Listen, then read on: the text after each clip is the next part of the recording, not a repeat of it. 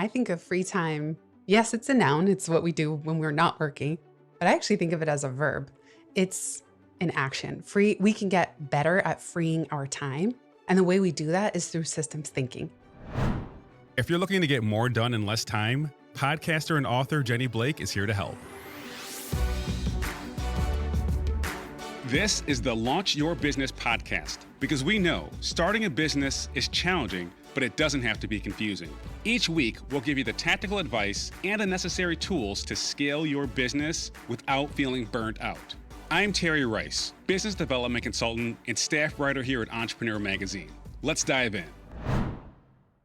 Jenny Blake is a podcaster and the author of 3 award-winning books, including Life After College, Pivot, The Only Move That Matters Is Your Next One, and Free Time, Lose the Busy Work, Love Your Business.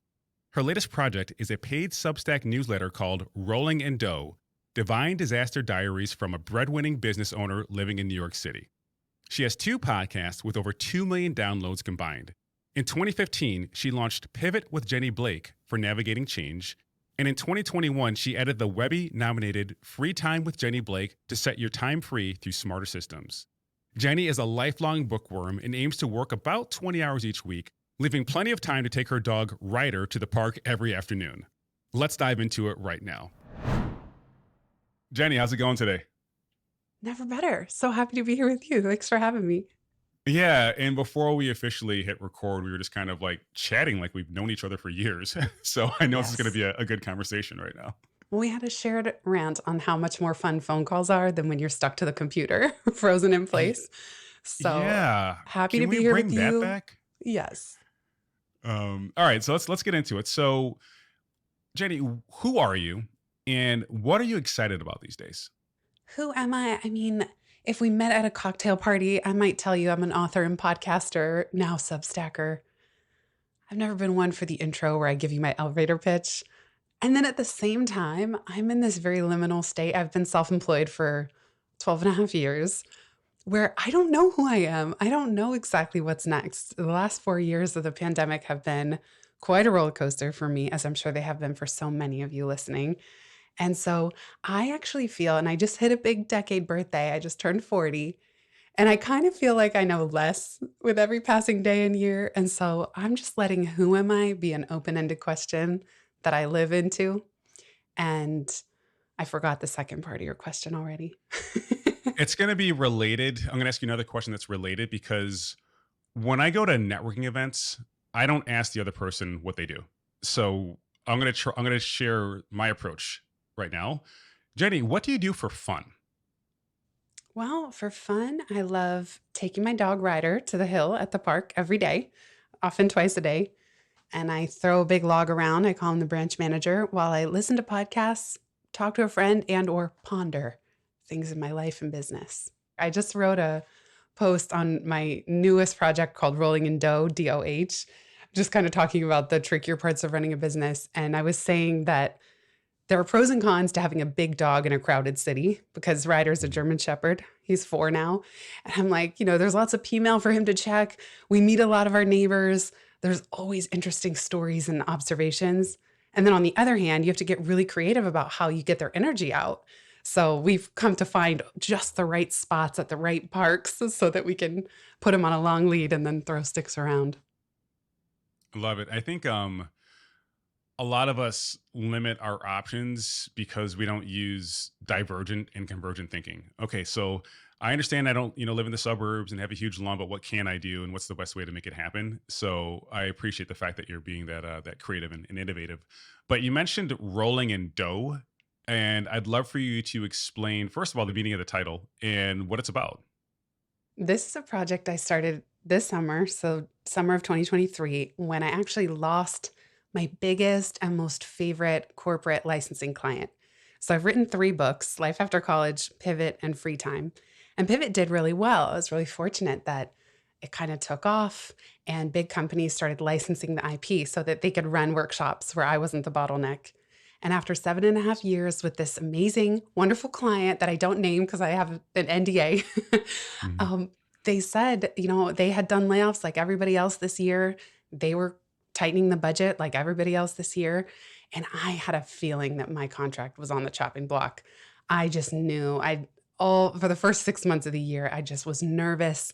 And this is a six-figure plus check. So it's a big one that for my delightfully tiny team and small business does make a huge difference. And the day of our meeting, June 6th, my writing coach has since come to call it the axe. Sure Mhm. enough, the first thing they said is, we're just going to cut to the chase. This is the end of the road. And I didn't know what to do. It had already been a really tough few pandemic years. When the pandemic hit, I lost 80% of my income in the first 2 weeks. And a lot of people had it much, much worse. But it was still so shocking because I do a lot of keynote speaking like you.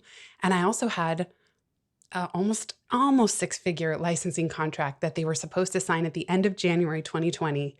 And this company, the legal and procurement process, it kept dragging out to the point where they were saying, we're going to get you the DocuSign by end of day.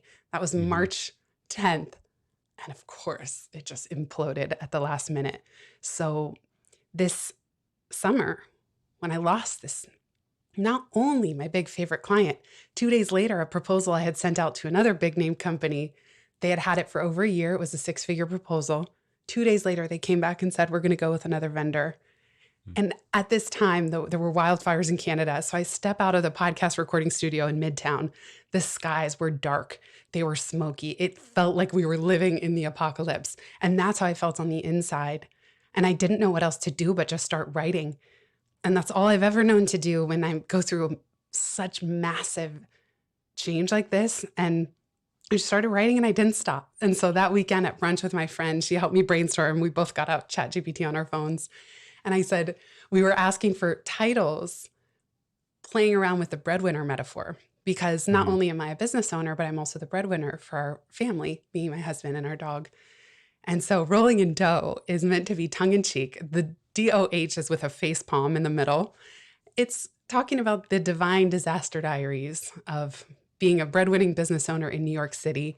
And yet I still, much like you, Terry, like I want to train my subconscious in the right way. So to my subconscious mind, it still sounds like rolling in dough, which is of course the ultimate aim, like getting back to that really flush stage of my business while still documenting the really tricky sides for people who are also struggling right now so that hopefully they feel a little bit less alone.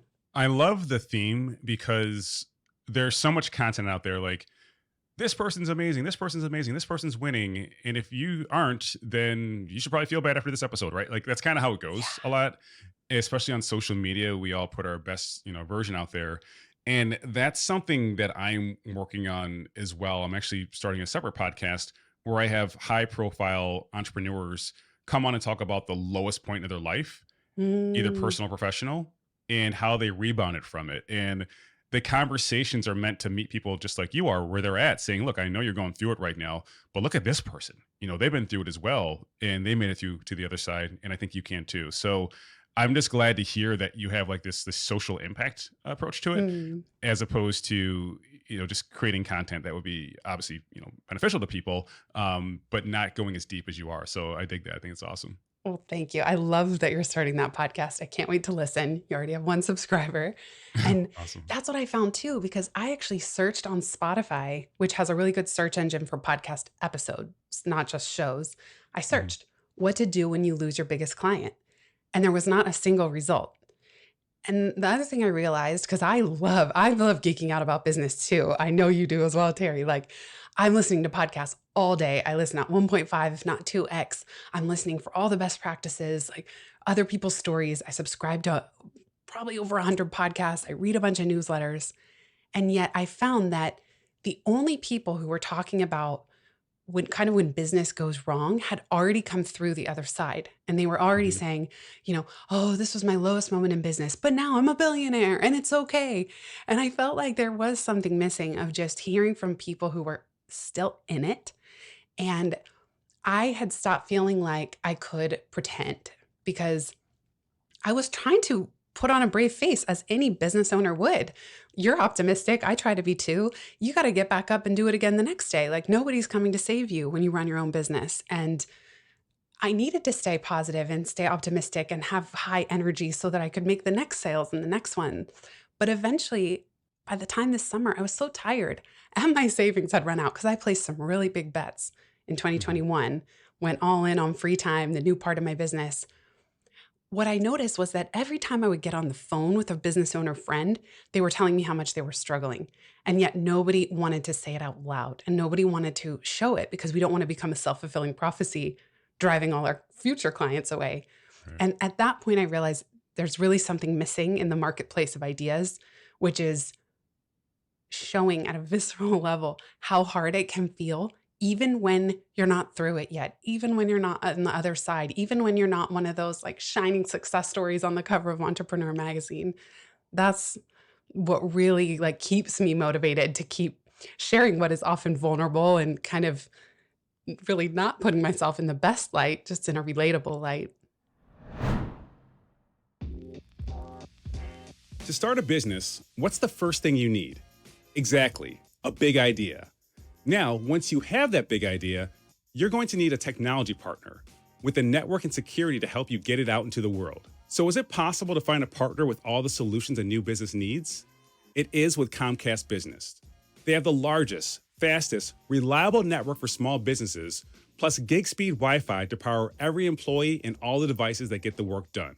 And it will get done because this internet is consistent with 99.9% network reliability to help keep you up and running and ready to succeed. You'll also get next level cybersecurity to help you against attacks. Oh, and as your business grows, Comcast Business Solutions can flex and grow right along with you. No problem.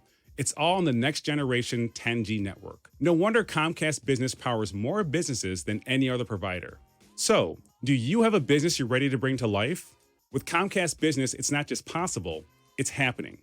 Comcast Business, powering possibilities. I want to share an experience that I'm going through as well. There's a company called ConvertKit, which is a email marketing platform for creators who decided to create a documentary about me. And in that documentary, I talk about some very challenging parts of my life, like just losing my son at birth, unfortunately, and losing my father as well within the first like year of entrepreneurship. And I was watching it, like the initial draft of it, and I was like, "This is kind of sad. Like, it's a little sad." And I was thinking to myself, like, I don't owe anyone a happy ending to my own story. Like, this is my story, today I can tell you I'm happy. The way it was portrayed, I'm like, it seemed like I went through like a lot, and I did, but like, I don't, to your point, owe anyone like this conclusion where it's like, and everything's great now. And I think your willingness to do that with your content is admirable because people give you opportunities because they feel connected to you. And often that connection occurs through painful moments. So if you don't express that, you can't get out of those painful experiences because people don't know what you're going through. Right. So I think what you're doing is brilliant. And my hope is that it encourages other people that you don't have to wait until things are perfect, to share your voice, your story, and your content. You can just share where you're at right now and where you want to go. And people often support what they co-create, right? So you'll have this legion of people behind you or waiting for you to, ascend and support you along the way. Mm. Well, I really appreciate you sharing even that snippet of your story. And I love the team at ConvertKit. They're great. This is our tweetable or Xable of the conversation. I don't owe anyone a happy ending to my story. I mean, that's mind-blowingly powerful. I just really appreciate you saying that. And I think sometimes we get insecure thinking, oh, this is such a downer. And I don't know about you, but for me, optimism and what comes with it, sometimes perfectionism or people pleasing, but my optimism is almost a coping mechanism, like of maybe a chaotic upbringing or something where I just felt like I need to bring the good energy and kind of in a codependent way almost be responsible for other people's energy around me. Like I never want to bring people down in the room. I always want to add to the room, add to the energy, uplift people. And so I wouldn't have put words to it this way, but hearing you say it, I would have that same feeling. And I often do with these personal essays that I'm writing at Doe, where I think, oh, I'm such a downer. God, like people are going to unsubscribe. I'm not used to showing up in that way. And yet there's something so real about it. And knowing that part of your story and knowing that you're not almost faking a happy ending, you are happy. And I remember when I interviewed you for Free Time, I'm like, this guy Terry has it all figured out. It was like, I was actually intimidated after we hung up because I'm like, you just really have it dialed in as a dad, as a business owner, as a podcaster, etc. And knowing that piece of you, I think it's it really just adds so much depth. So thank you for this example of the conversation. Yeah. Oh, Exable now. We're on Right? that. I've never said that, but that's what it is now. But yeah, I mean, to your point, I think it's the systematic denial of emotions that really causes like frustration and anxiety. And if you can acknowledge it, adapt, and then advance, you'll be in a better spot. So I it seems like we're both on a similar journey, and we're expressing it in public. And again, my goal is to help other people just feel comfortable telling their own story as well. And again, you don't only want a happy ending, so you can X that if you would like to to In share. fact, right, yeah. In fact, my writing coach said, she literally asked me, we were on a Zoom and she said, in business, you have to know things, right? Because I've written 3 books and 2 of them are in the career and business category. And she was making the point that when you're in the business channel or the business genre, whether a podcast or a book or a keynote, you're supposed to know something. It's like a position of Mhm. being an expert. She said with personal essays, it's the opposite. You can win, but it comes at a cost, or you can lose. That works too. And I laughed. But what she was trying to say is that actually, for a different type of genre, nobody really wants to read that. Like if I just bragged about myself or said how good I am or only said the shiny things for a 1,000 word essay, nobody wants to read that. But the things that we are drawn into, which I can't wait to watch your ConvertKit doc, is where there's some depth and you can win, and yet it still comes at a cost, or you still make trade offs in order to reach that new level or that new stage of growth. And so I think exploring these nuances, especially within the journey of entrepreneurship, which is so intense, that's where the gold is.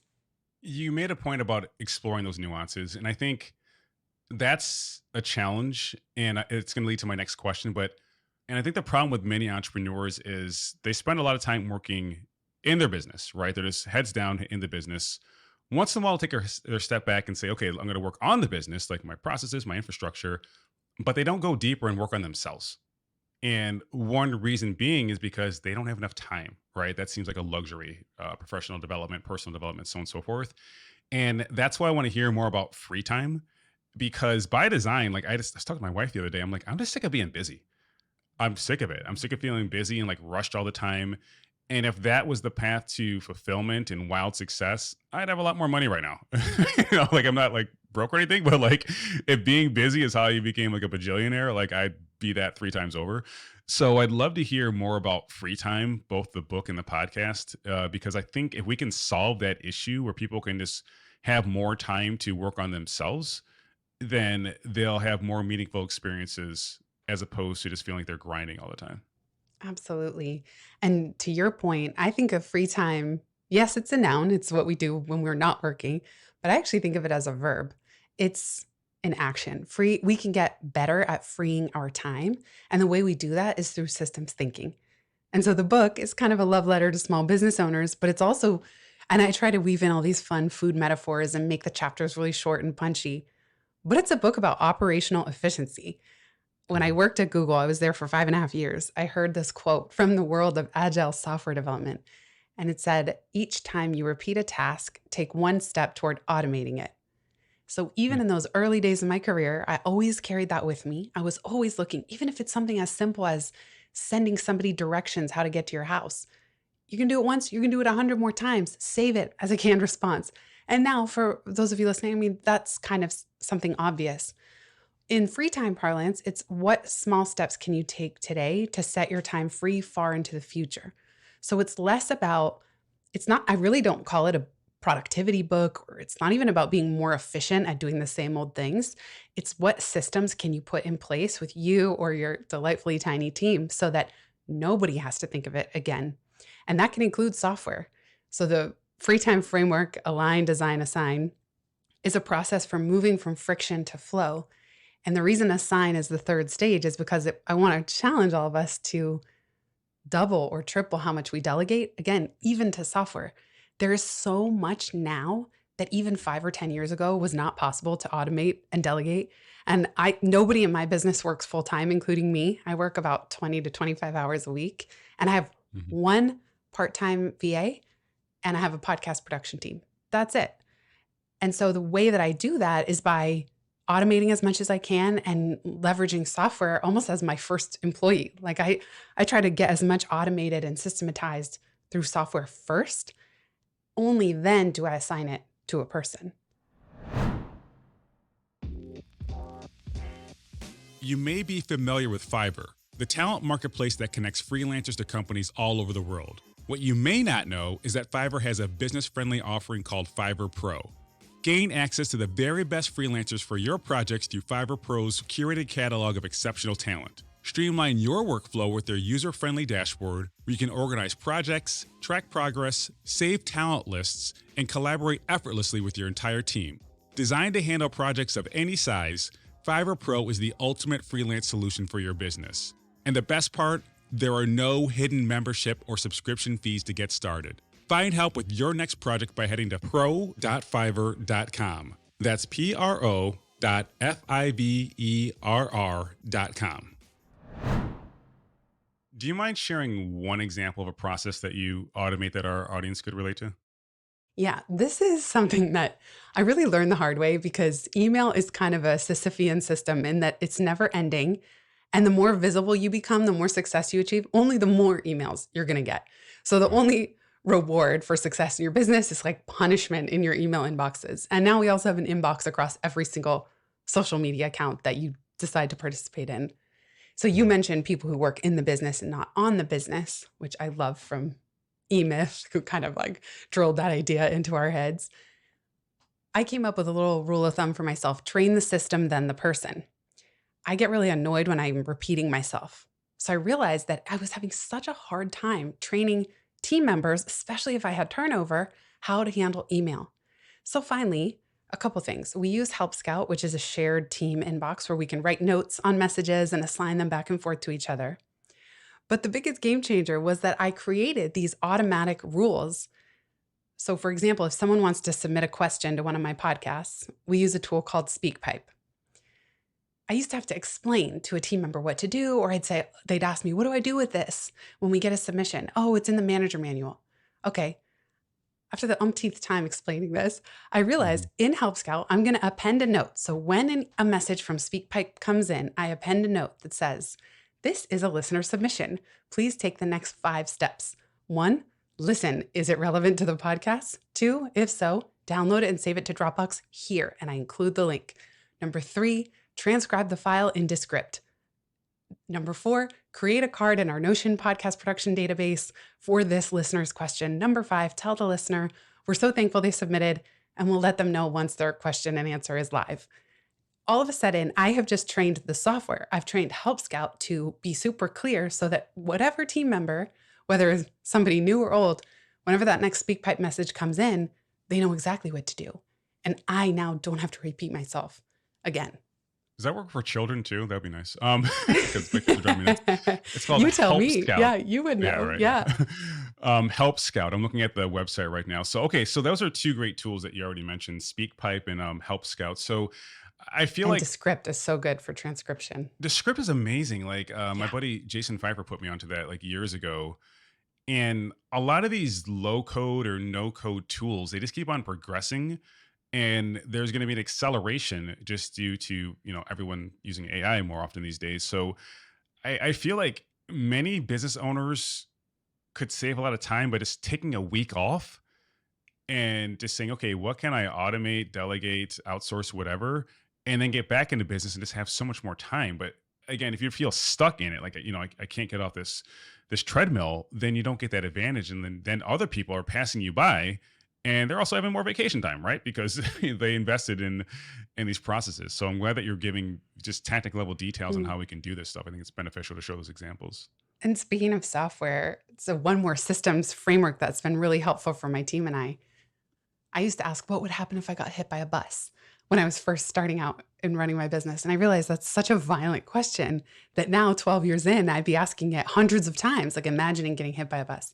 So early days, I started asking, what if one of us got whisked to Fiji with no devices, no ability to give notice? Could anybody else on the team step in and seamlessly do the work?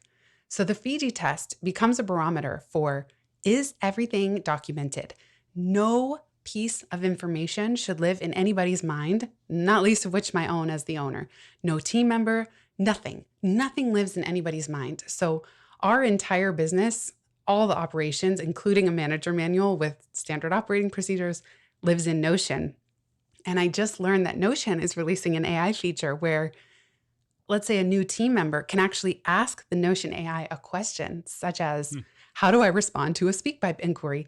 And the answer will populate. And then it will point you to which pages to go reference where that information came from.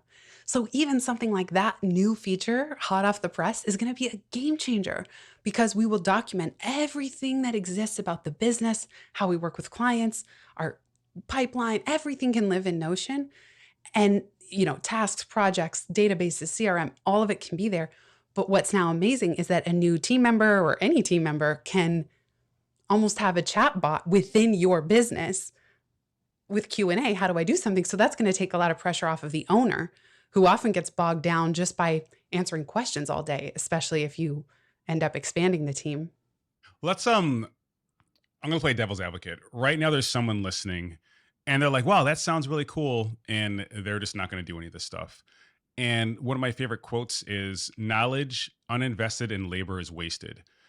And I'm not sure why people don't take these actions sometimes. So I'm gonna ask you, what friction have you experienced in regards to people adopting this type of approach towards their work? Like, why do they not apply what they've learned? Because we're talking about the benefits. It's very clear. What's holding people back from doing this, and how would you encourage them to move forward? One thing, like you said, it can just be a lot. You're already overwhelmed, keeping up with the day to day. That's one thing, just feeling overwhelmed. And there is some starting friction and some initial costs up front, especially with delegation. We've probably all been burned by delegating something, it goes wrong, and you're like, I'm never going to delegate again. So that's one thing. And then the second thing, sometimes I'll hear from people who say, oh, I hate systems or I hate learning new software or I'm anti GPT. Hmm. Okay. What I would recommend, pick the friction area that's dragging you down, where you are the bottleneck, you are getting in the way. You're stressed. In free time, I call it the burdensome bees. Anywhere in your business where you are getting bottlenecked, burned out, bored, or buried by bureaucracy, that area you are going to be more motivated to fix because it's causing you pain. So start with one of those. And that's where you want to ask the question like, is this still aligned with your goals as a business owner? If so, keep it. If not, eliminate it. But if it is, maybe you need to realign it. Maybe you need to readjust something. Design is like, what's your ideal impact from this area? And also designing a process and then assign, how can I get help here? How can I take some of the pressure off? Why I think a lot of business owners hesitate, even when they delegate, is they're just having to do so much work in order to Hmm. delegate. Two things that have helped me: hiring experts. Like, actually don't hire entry level people just because they're the least Yeah. expensive to pay. Hire experts, it'll be worth it. And you won't have to train them as much and you can be more hands off. You're not managing so much as just getting out of the way, getting them what they need. But the second thing is, if you are going to delegate, put the onus on the other person. So we're going to meet over Zoom. Please transcribe the recording or put the recording into Descript. And anything that I've said or any question you ask me throughout our work together, and if that answer doesn't exist in our documentation, please add it. So instead of the owner taking on the onus to do all this work that you and I are talking about, delegate that too. Like, delegate that to the team to say, and please document this, or anything I say, add it to our manager manual. Like, there are ways that will actually save you time, but also save you time, not just today, into the future as certain types of emails or questions come up again. So I guess, to bottom line it, because I don't think I answered that very well, I would just say start small and start with something that's legitimately draining you, dragging you down, that you will actually be so happy if you can just spend 1 hour putting your mind around what a meaningful fix would be, or just cutting it out altogether. I'm gonna do a time audit next week to discover areas of optimization and opportunity. I'm almost afraid of what I'm going to discover, but I know that's the first step in determining how I can get more free time back. So I'm glad we're having this conversation now. And I want to ask you one parting question before we part ways here. What is one lesson about entrepreneurship that you wish you learned sooner? Ooh, that's a good question. Well, I can't resist but to just add on to your time audit. I heard a great suggestion. Somebody on a podcast said that at the end of every day, they retroactively color code the meetings on their calendar. Red if that meeting drained them, orange if it was neutral, and green if it energized them. And so I think sometimes we think we have to do a time audit looking at the future, or how do we spend the next week, but you can also do it looking backward. And I use Rescue Time operating in the background, which is another tool that helps me with my own time audits. As far as what I wish I had known, oh my goodness, it's just constantly evolving. I feel like when I first started my business in 2011, diversified streams of income was all the rage. It was like, how many revenue streams can you have in your business? 5, 6. At one point, I had 12. I probably still do. Some of them more active than others. Some of them are Mhm. genuinely passive, like getting royalties from my audiobook. Some of them are super active, like if I'm traveling to another city for a speaking gig. But 12 is a lot. I think what people don't realize, myself included, is that 12 revenue streams means 12 sets of process documents. It means 12 types of clients that you're dealing with. It means so much complexity on the back end that, as you and I were talking before we hit record, Terry, about focus, actually more is not more sometimes. And although Mhm. it sounds good to have so many diversified streams of revenue in the business, actually, what would it look like if you only had 3? Like, yes, you can be diversified. You don't want to be too fragile if you only have one. Like they always say, one is the most dangerous number in business. One client, one revenue stream. Like that, you're kind of at risk. But less is more. And every year that I'm in business, I'm actually trying to look at what can I cut out? What can I stop doing? Like I always think about, I know it's cliche, but Michelangelo carving the stone and looking for the angel inside. I think that's true of our business. There's an angel inside of our business, and there's also the angel inside of us, which is our true unique gifts. And how do we just remove all the clutter that's getting in the way of expressing those? Jenny, this has been amazing. I appreciate it. Before we take off, where can people follow you? Where can they learn more about you? You can actually get everything I create. This is new. I just migrated everything over to Substack. If you visit substack.com/@JennyBlake.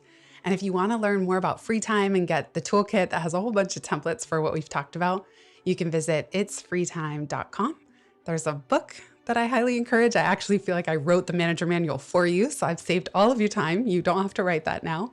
And the podcast. So just look for free time wherever you're listening to this one. Awesome. Thanks for this, Jenny. I appreciate it. Thanks so much, Terry. And big thanks, everybody, for listening. And that's our show for today. You can learn more about Jenny by visiting itsfreetime.com, where you'll also find links to her socials and podcasts. Thanks for listening, and I'll see you next time. Apply what you've learned on today's show. You'll find the show notes and more resources at terryrice.co/podcast. Again, that's terryrice.co/podcast. And the best way to support this podcast is by subscribing, telling a friend, and leaving a review. Also, you can get more tips by following me on Instagram at @itsterryrice or follow me on LinkedIn. This episode was produced by Josh Wilcox of Brooklyn Podcasting Studio and edited by Dan Lardy. Special thanks to my wife, Dominique, for keeping our kids relatively quiet as I recorded. Thanks again for listening. I'll see you next time.